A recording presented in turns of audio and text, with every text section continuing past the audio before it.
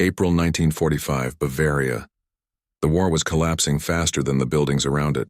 Smoke still rose from the ruins of small villages, and the sound of distant artillery echoed like a dying heartbeat across the valley. Inside a shattered field hospital once belonging to the Wehrmacht, a handful of German nurses worked silently amid the wreckage. Their faces were gray with exhaustion, their uniforms stiff with dried blood. For days they had run out of morphine, out of food, out of hope. The only thing left was duty. Outside, the low growl of engines broke the silence. The nurses froze. American trucks rolled into view, olive drab against the pale spring light. They had been told this moment would come, and that it would be merciless. But when the vehicle stopped, no shouts came. Instead, women stepped down. American Red Cross workers and Army nurses, their uniforms clean, their faces calm. One of them carried a crate marked rations. She knelt, opened it, and pulled out tins of meat, crackers, and chocolate bars. The German nurses stared in disbelief. Then one of them, her hands shaking, accepted a small piece of chocolate. It had been years since she had tasted sweetness. She bit into it, and the tears came before she could stop them. That single moment, a piece of food shared between enemies, was more powerful than surrender itself.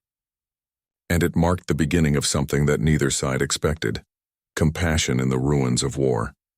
In the final months of World War II, Germany was a landscape of hunger and ruin. Cities were nothing but skeletons of stone, their streets buried in ash and silence. From the north to the south, the Reich was collapsing in on itself. The Allied bombing campaigns had shredded rail lines, starved supply routes, and crippled every artery that once fed the German war machine. What remained was desperation, not only among soldiers, but among the women who had kept the hospitals, the kitchens, and the cities alive. By early 1945, over 450,000 women served in medical or auxiliary roles across the crumbling German front. They were nurses, clerks, communication aides, and orderlies. Some were volunteers from the Reichsfrauenbund. Others were trained under the German Red Cross or military hospitals run by the Wehrmacht. Their tasks were endless: tending to shattered limbs, carrying wounded men through fire, rationing medicine that no longer arrived. These women had been told they were serving a holy cause, that their sacrifices would protect the fatherland. But as the weeks turned to chaos, even ideology began to dissolve. What replaced it was survival. The German medical system, once one of Europe's most organized, had disintegrated under the weight of total war. Supply convoys never made it through Allied air raids. Fuel was gone. Many hospitals relied on scavenged alcohol and boiled water for disinfection. Bandages were washed and reused until they fell apart. Doctors, drafted into the front lines, left nurses to make decisions far beyond their training. In towns like Kassel, Würzburg, and Dresden, makeshift triage centers were set up in basements and schools. Nurses worked by candlelight, sometimes under shell fire, treating patients with trembling hands and empty stomachs. At the same time, the U.S. Army was advancing through the heart of Germany. By March 1945, the American Third Army under General George S. Patton had crossed the Rhine, breaking through at Remagen. Town after town fell with dizzying speed. Following the soldiers were the units of the U.S. Army Nurse Corps and the American Red Cross. Women trained not just for combat zones, but for compassion amid catastrophe. Their mission was dual: to aid the Allied wounded, and to provide relief to the devastated civilian populations that lay in their path. Many of these American women were young, barely in their 20s, and had left behind small towns in Ohio, Kansas, and New York to serve overseas. Their presence on the battlefield was both revolutionary and symbolic. For the first time in modern war, women in uniform represented not submission to power, but an extension of it. They drove ambulances, ran field hospitals, and organized refugee aid. Their Red Cross clubmobiles, converted trucks carrying coffee and donuts, became mobile symbols of mercy. When they entered Germany, they expected destruction. What they did not expect was to find their counterparts, German women in blood-stained uniforms, tending to the dying amid ruins. The German nurses had lived under years of state propaganda that dehumanized the enemy. They had been told that the Americans were monsters, that surrender meant violence, humiliation, and death. Even as their hospitals crumbled, they clung to that fear. Many hid their Red Cross insignia, believing it might draw punishment. But the Americans who arrived were nothing like the specters of propaganda. They were tired, yes, hardened by battle and the liberation of concentration camps. But their humanity remained intact. Historical records and diaries from the American Red Cross archives reveal that these encounters were some of the most emotionally charged moments of the entire occupation. One report from the 130th Evacuation Hospital near Würzburg described the scene of surrender. The German nurses stood frozen, their eyes hollow. When our girls offered them cigarettes and food, one of them began to cry uncontrollably. She said she had not eaten properly in 3 weeks. Another nurse, Lieutenant Margaret Parker, wrote in her field journal, "We were told to expect hatred. Instead, I saw women who had nothing left except the will to keep others alive." Food was the currency of mercy. In those first days of contact, rations were everything. American soldiers and nurses carried K-rations, small boxes of canned meat, biscuits, chocolate, coffee, and powdered milk. For the German women, who had been surviving on watery soup and potato peels, it was an unimaginable luxury. But more than sustenance, those rations carried meaning. They were a gesture of equality, a quiet declaration that the war between them was over, at least in that room. The symbolism of food sharing during occupation is well documented. Across Europe, from France to Belgium to Germany, small exchanges between civilians and Allied troops became acts of moral restoration. But nowhere was it more poignant than between women, those who had both suffered and served in different uniforms. The sight of American and German nurses standing side by side over the same wounded men was a visual contradiction of everything 6 years of war had tried to enforce. In April 1945, the American 7th Army liberated towns across Bavaria, including Heilbronn, Nuremberg, and Dachau. With each advance came the discovery of hospitals filled with wounded German soldiers, civilians, and children. The Americans were ordered to provide humanitarian relief, even to the defeated enemy. The Red Cross and the U.S. Army Medical Corps worked day and night to distribute medical supplies. They didn't discriminate. Whether the patient wore gray, green, or civilian rags, they were treated the same. This, to many German women, was a revelation. For the first time, they saw power exercised without cruelty. They saw soldiers and nurses who spoke softly, who treated their wounded comrades with the same care they gave their own. And it broke something inside them, the iron wall of indoctrination that had told them compassion was weakness. Many of the German nurses had joined their service as young women during the height of Nazi rule. Drawn in by the regime's promise of purpose and patriotism, the Bund Deutscher Mädel, BDM, and Reich Labor Service had funneled thousands into nursing programs. They were taught discipline, obedience, and devotion to the Führer. But they were also human, and by 1945, disillusionment had consumed them. Their hospitals became quiet tombs of ideology, replaced by the simple, universal instinct to heal. In the post-war testimonies collected by the International Committee of the Red Cross, many former German nurses recalled the moment of surrender as both humiliation and liberation. One, identified only as Anna K. from Leipzig, said, "When the Americans entered, I expected to die. Instead, they brought food. A woman gave me a biscuit and smiled. I cried because I did not know how to smile back." The American Red Cross had prepared its personnel for cultural shock, but not for the raw human breakdown that followed victory.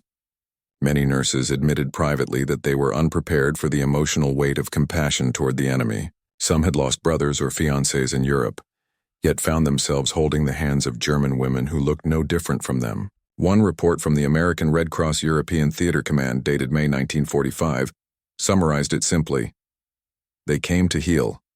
They stayed to forgive." This was the hidden front of 1945, the quiet front of empathy that existed beyond the battlefields. While generals signed surrender documents, it was women who enacted the first fragile steps of reconciliation. Their exchanges, food for tears, warmth for trust, carried more meaning than any speech or treaty. By the time the war officially ended in May, thousands of these encounters had taken place across Germany. American nurses established joint wards with German staff in cities like Frankfurt, Stuttgart, and Munich. Former enemies worked side by side to save civilians crushed under rubble or poisoned by malnutrition.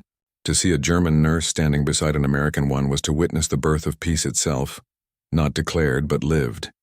And yet, the emotional shock of those first moments, The sight of American women sharing rations with their former enemies remained the purest symbol of that transformation. It was proof that mercy could exist even in victory, that humanity could survive even in defeat. It was in that fragile space between hunger and hope that the story of those nurses, German and American alike, truly began. For both sides, the meeting of these women was a collision of two worlds that had been trained to despise each other. On one side stood the German nurses, disciplined, silent, their posture still bound by years of militarized obedience. On the other stood the Americans, confident, informal, their movements relaxed even amid ruins.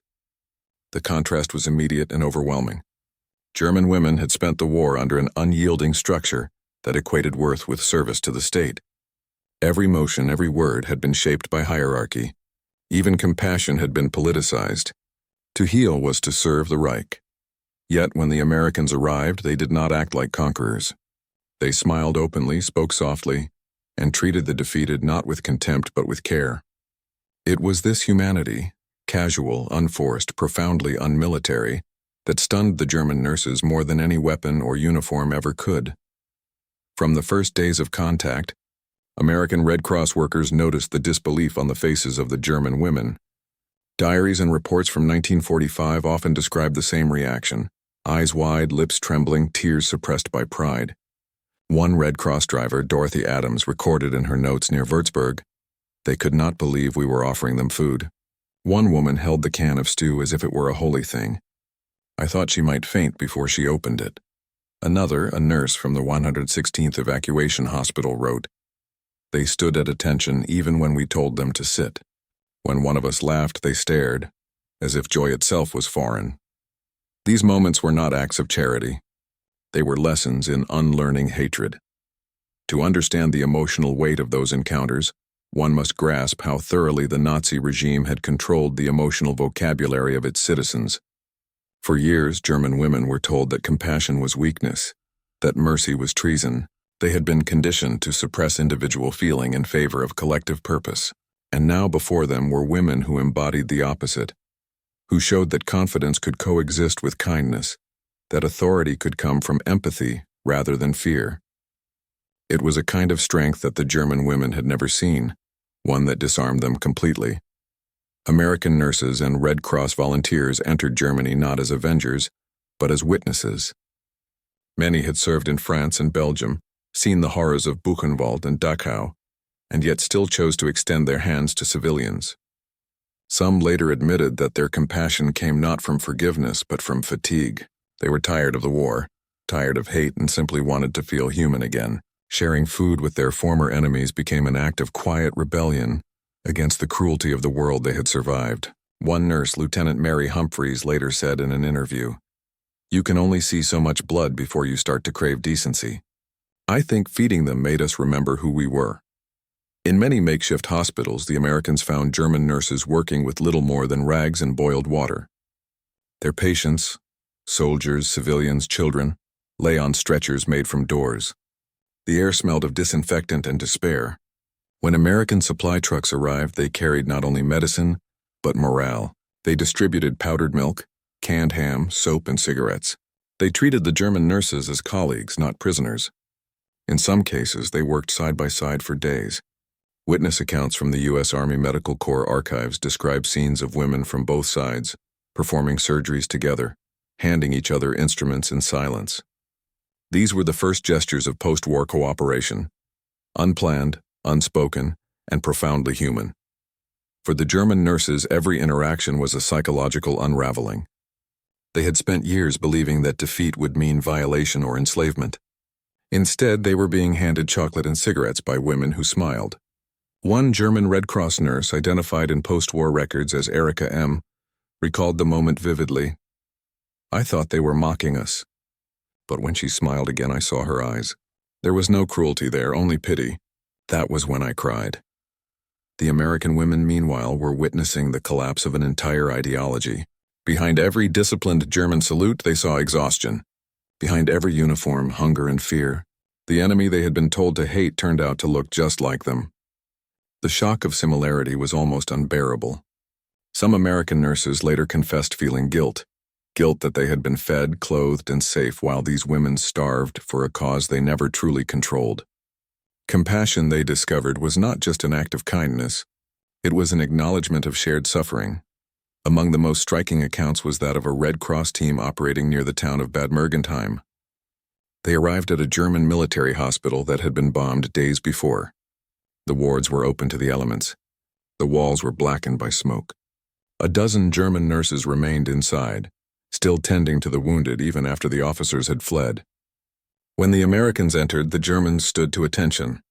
The senior Red Cross nurse, Captain Eleanor McCarthy, ordered her team to unpack supplies. They set up a makeshift kitchen and began boiling water. Within an hour, the scent of real food, potatoes, beans, meat, filled the air. The German women watched in silence, disbelief and hunger mixing into tears. McCarthy later wrote, "When we handed them bowls, some hesitated as if permission was required to eat. They had served an empire of discipline, and now they didn't know how to accept kindness." Moments like these reveal the psychological ruins of totalitarianism, how deeply fear can distort the human response to mercy.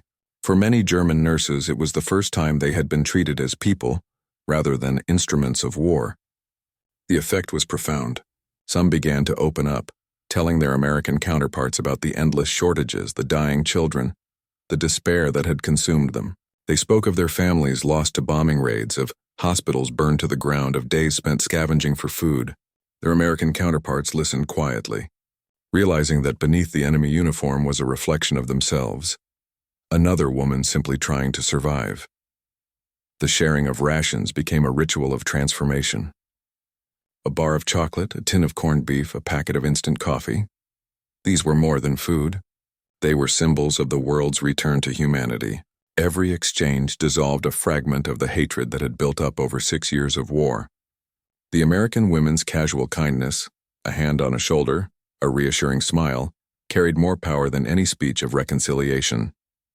One Army nurse wrote home to her mother, "We don't need peace talks here. We just need a meal, a smile, and patience." These scenes were repeated across the devastated heart of Germany. In places like Regensburg, Stuttgart, and Nuremberg, American field hospitals were established beside German ones, and collaboration began almost immediately. Photographs taken by U.S. Signal Corps photographers show American and German nurses working side by side, their uniforms contrasting, one bearing the White Star, the other the faded Red Cross of the Reich. Yet their faces told the same story: fatigue, compassion, and the quiet relief of peace. In this fragile coexistence, the women found an unexpected kinship. They were both prisoners of duty, bound by codes written by men who had long since vanished from the front lines. Now left to mend what war had destroyed, they became its moral architects. Through their cooperation, the first bridges between defeated Germany and the victorious Allies were quietly built, not in conference rooms but in hospital wards. American Red Cross. Reports from 1945-46 noted a curious phenomenon. Morale in occupied zones improved significantly where local women were employed in medical and relief efforts. Trust spread not through speeches or orders but through small gestures, shared work, shared food, shared humanity. This was especially evident in Bavaria, where American women were stationed for months after liberation. There, the image of an American nurse handing a ration bar to a German counterpart became symbolic of something greater, not the triumph of one nation over another, but the restoration of decency after years of moral starvation. For the German nurses, that moment marked a turning point in their understanding of power. They had grown up in a world where obedience was worshipped and fear was law, yet here stood women in uniform who commanded authority without cruelty, who led through competence and calm, not intimidation. That realization would echo through their lives, shaping their view of leadership, service, and self-worth long after the war ended. And for the Americans, it became a lesson in victory, that true strength lay not in domination but in restraint. Their compassion did not erase the horrors of the war, but it began to heal them. In feeding the defeated, they fed themselves, restoring faith in the very humanity that war had nearly extinguished. The front lines were over. But in these quiet rooms of mercy, a new front had opened, one where the enemy was no longer another nation, but the lingering memory of hate itself. By May 1945, The thunder of artillery had faded, but in the hearts of millions the war still roared. Across the Bavarian countryside, the flags of surrender fluttered like exhausted sighs in the spring wind. The German army was finished. The Reich crumbled and the world was holding its breath between ruin and rebirth. But inside the field, hospitals scattered through the valleys and towns. The most profound battles were not fought with rifles or tanks. They were battles of emotion, of identity, and of conscience. It was in one such place, a half-collapsed monastery turned medical post near Munich, that the story reached its turning point. German nurses who had served faithfully under a system of terror now found themselves face to face with the women they had once been taught to hate. American nurses carrying food, medicine, and a kind of light they no longer recognized. The monastery's great hall was filled with the wounded, German soldiers, refugees, and even Allied prisoners who had been forgotten in the chaos. The American convoy that arrived that day was led by Major Eleanor Wood, a veteran of campaigns in North Africa and France, known for her calm under fire. Alongside her came a team of Red Cross women, their trucks loaded with rations, blankets, and medical kits. The scene that followed was almost biblical in its quiet intensity. German nurses, gaunt from starvation, lined the walls, their Red Cross armbands faded, their expressions unreadable. The Americans did not speak at first. They unpacked their supplies methodically, boxes of condensed milk, tinned ham, soap, medical bandages, and began setting up stations. The air filled with the faint smell of disinfectant and the sharper scent of canned food heating over small stoves. Then something extraordinary happened. One of the American nurses, Corporal Ruth Henderson, approached a young German nurse who stood rigidly by the wall. Henderson held out a tin of rations, corned beef hash, and gestured for her to take it. The German hesitated, looking toward her superior as if for permission. Finally, she reached out, her hand trembling. When their fingers brushed, the tension broke.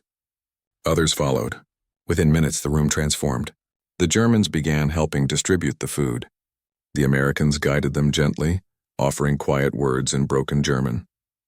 The sight was surreal. Women from opposite sides of the world, their nations still technically at war, sharing a single meal amid the wreckage of empire. It was not a grand diplomatic act. It was not broadcast, not photographed. Yet for those who witnessed it, it was the moment the war truly ended. In that fragile truce of compassion, years of indoctrination fell apart. A German nurse named Helene Vogt, whose diary survived in the archives of the Bavarian Red Cross, wrote later, "They smiled as if the war had never existed. One of them gave me chocolate. I had forgotten the taste of kindness." Her words echoed a sentiment shared by hundreds of German women who would later describe the experience as the moment they realized they had been freed not just from defeat, but from fear itself. The power of that scene was in its simplicity. The Americans did not pity. They respected. They did not humiliate. They helped. And for the German nurses, women raised under a system that demanded obedience and silenced empathy, this was unthinkable. They had lived through a regime that turned compassion into weakness. But now they saw women in uniform who embodied authority and mercy in the same breath. It shook the foundations of everything they had been taught. Major Wood later reflected in her report, "They expected cruelty. What they received was coffee." Her team spent days at the monastery, tending to patients side by side with their former enemies. They shared medical instruments, traded techniques, and spoke through gestures more than words. Over time, suspicion gave way to familiarity. One night, as rain hammered the roof, a German nurse named Greta played a quiet melody on a salvaged accordion. The Americans listened in silence. When she finished, one of them began to hum along, a song from home. For a moment, no one cared which flag they had served. The music belonged to everyone. The emotional climax of those encounters was not found in speeches or grand gestures, but in the slow, painful realization of shared humanity. After years of propaganda that divided the world into pure and enemy, the women of both sides were reclaiming what the war had taken from them, the ability to see one another as human beings. For the Germans, it was a shattering awakening. Many confessed later that they had believed Americans to be brutal occupiers. Instead, they met women who laughed easily, who touched gently, who treated even German soldiers without hesitation. The Americans, for their part, were just as changed. They had seen the atrocities of the war, the camps, the corpses. the madness of fanaticism. And now they faced its victims in human form, women their own age, haunted but alive. In one account from the U.S. Army Nurse Corps Journal, an American lieutenant described an exchange that encapsulated the turning point. She had been distributing supplies when an older German nurse stopped her and asked haltingly, "Why do you help us?" The lieutenant replied simply, "Because that's what nurses do." The German woman nodded slowly, tears filling her eyes. That moment, that simple sentence, carried more moral weight than any declaration of victory.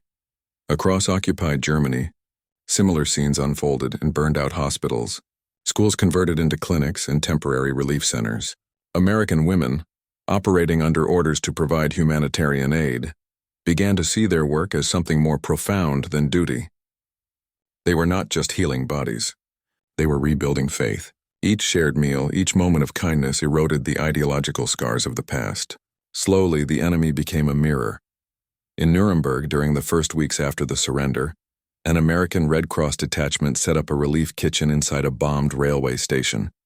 Dozens of German women lined up daily for food, some still wearing their faded uniforms. The Americans served them patiently, despite warnings from military officials to keep interactions brief. "We couldn't help it," one nurse later said. "They look just like us, tired, thin, scared. You can't see that and not care." For the Germans, this compassion was almost unbearable. One former Luftwaffe nurse later testified, "They treated us as if we mattered. I think that was the hardest thing to endure." The climax of this transformation came when joint efforts between German and American medical teams began to emerge, first out of necessity, then out of choice. In Frankfurt, Stuttgart, and Augsburg, German nurses volunteered to assist American units in distributing medical care to civilians.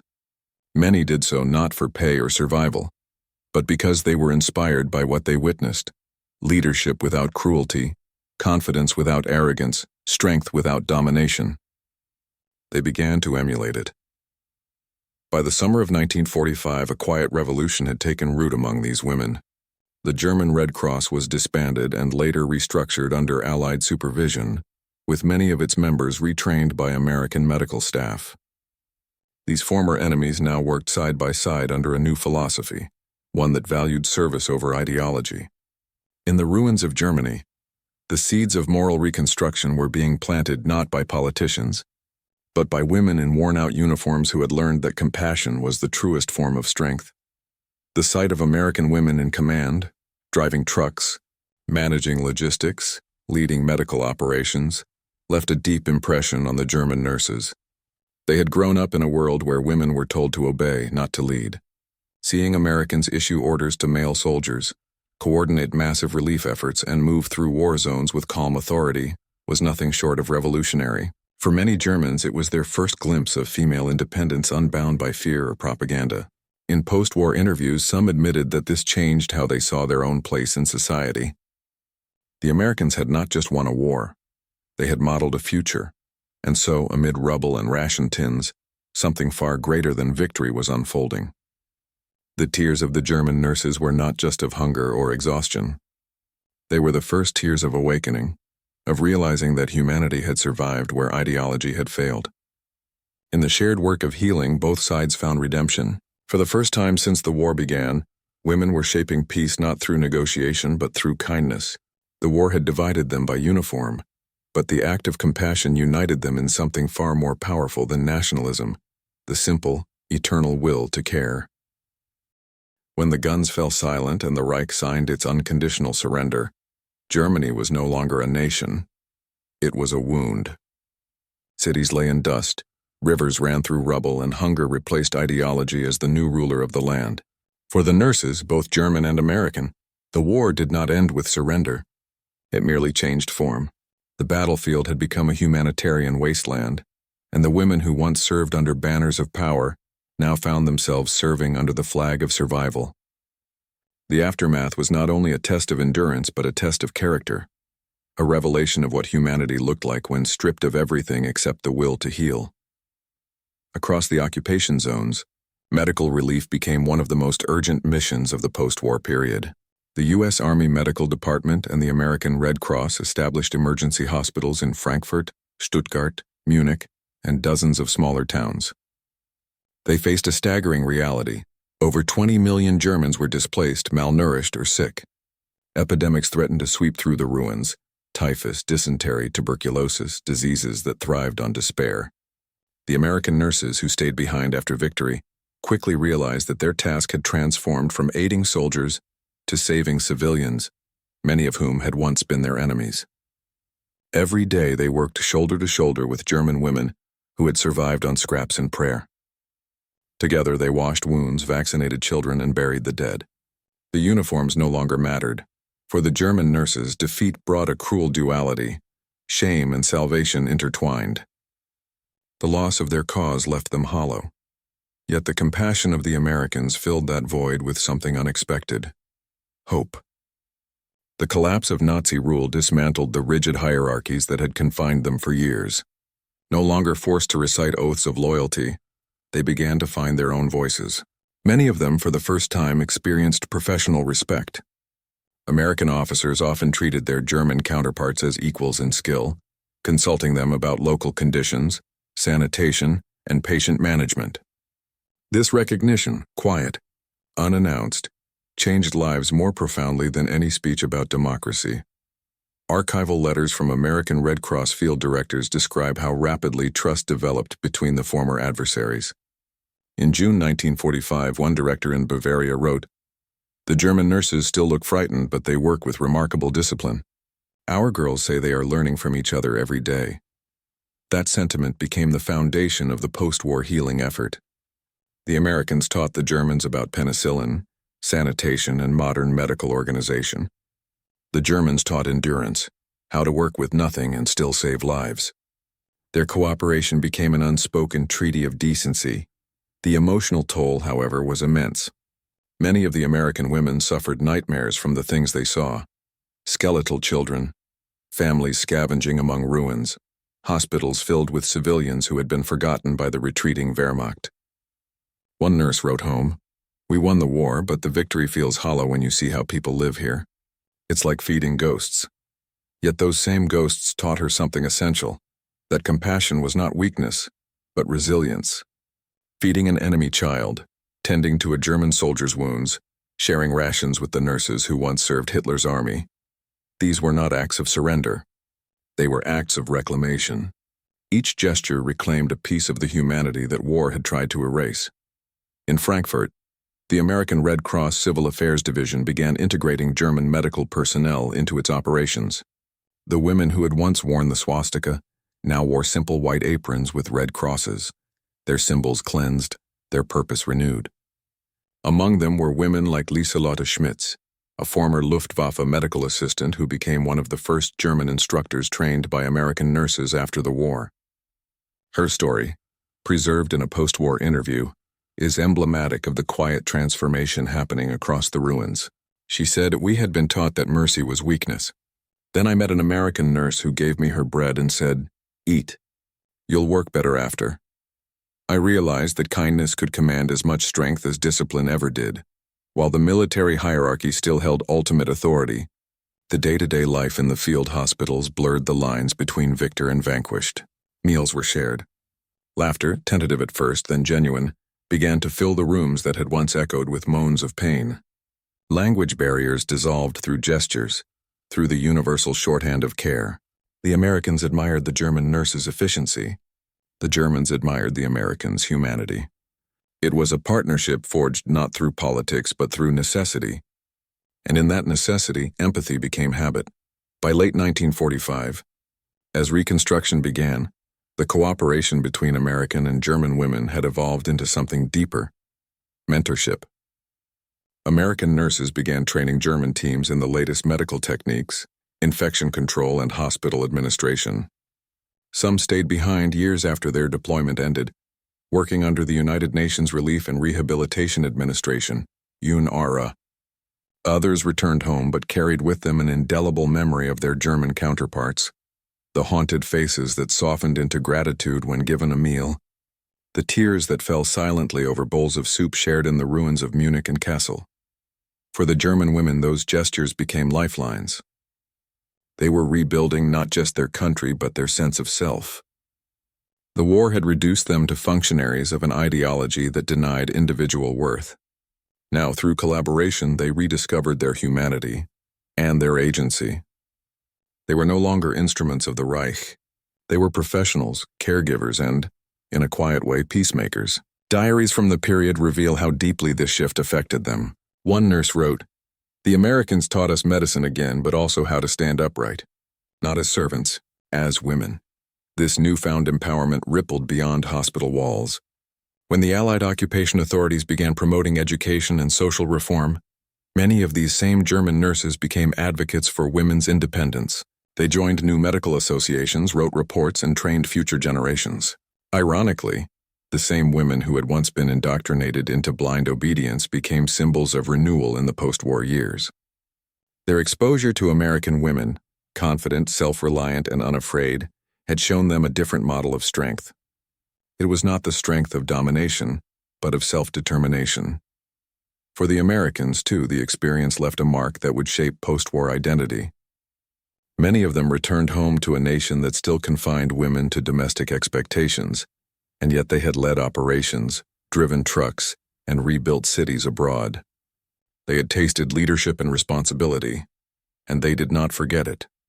The quiet revolution that began in those ruined hospitals of Germany contributed to the broader movement that years later would redefine women's roles in both America and Europe. Compassion had ignited confidence, and confidence had rewritten history's expectations. The aftermath of that shared experience was not without sorrow.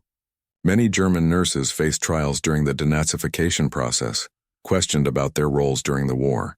Some lost their positions temporarily.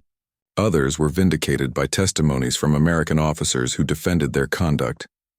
Those testimonies stand as some of the most poignant documents of the post-war era, Americans vouching for their former enemies, describing them as brave, capable, and humane.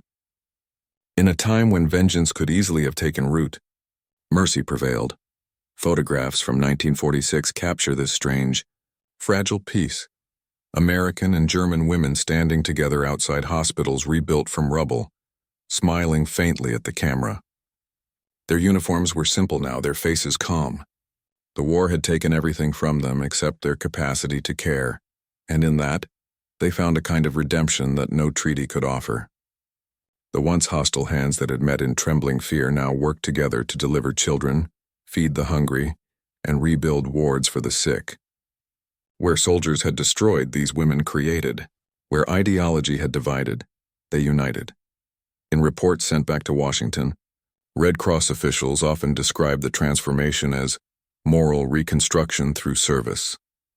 It was a phrase that captured what statistics could not, that history was not rebuilt solely by victors, but by the quiet, persistent acts of mercy that followed the guns. In every town where an American nurse gave a German woman food, or where a German nurse taught an American how to make do without supplies, the war's true ending unfolded, not in triumph, but in tenderness. By 1947, most American relief nurses had left Europe, replaced by local staff trained under their guidance. But their legacy remained etched into the fabric of post-war recovery. The German Red Cross, reorganized under democratic principles, carried forward many of the values introduced during those months of collaboration: equality, professionalism, and the belief that compassion was the highest form of discipline. The nurses who had once wept in disbelief when Americans shared their rations would go on to teach others that same lesson, that mercy, even in defeat, is the first victory of peace. And so, in the great ledger of history, where wars are measured by territory and treaties, the story of these women stands apart. It was not written in blood or stone, but in quiet gestures, in shared bread, shared laughter, and shared purpose. History often remembers wars through their generals, their battles, their treaties. But the true redemption of World War II was written in smaller, quieter moments. Moments like when a starving German nurse accepted a piece of bread from the hand of an American woman who only weeks before had been her enemy. That gesture did not win a battle nor change a border. Yet it changed the moral temperature of the world. It was proof that after years of destruction, compassion could still exist, fragile, trembling, but real. For both sides, those moments became something sacred. The German women learned that mercy could be stronger than ideology. The American women discovered that victory meant nothing without humanity. Together, they created the first fragile bridge between hate and healing. In the ruins of the Reich, where once stood monuments to power, these women built something far more enduring: trust. Theirs was not a story of conquest or revenge, but of restoration. It showed that even after the most devastating war in human history, the human heart could still choose decency. The American nurses who fed their former enemies proved that strength and kindness were not opposites, but allies. And the German nurses who cried over those simple acts of generosity proved that humility could rebuild a soul faster than politics could rebuild a nation. Decades later, historians would call this era the quiet peace, the invisible front where the rebuilding of the world truly began. It was fought not with tanks or treaties, but with hands that healed and voices that comforted. The women who shared their rations were not seeking glory. They were reclaiming the idea that to be human is to care, even when everything around you demands that you harden your heart.